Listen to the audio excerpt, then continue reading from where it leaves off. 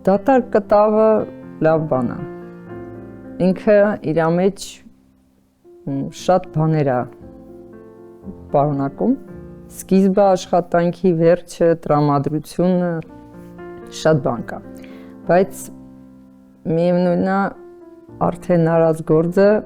շատ ավելի հետաքրքիր է քան դատարկ կտավը, որտեղ այդ դատարկ կտավի մասին շատ են խոսում, դատարկ կտավը ինչ է նշանակում եւ այլն։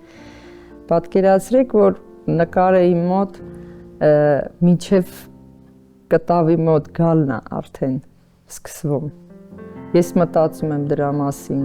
ինչ-որ գույներ կան, որ տեսել եմ, այդ գույները հետո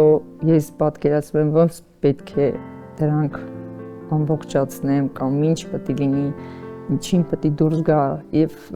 երբ որ ես գալիս եմ կտավի մոտ, արդեն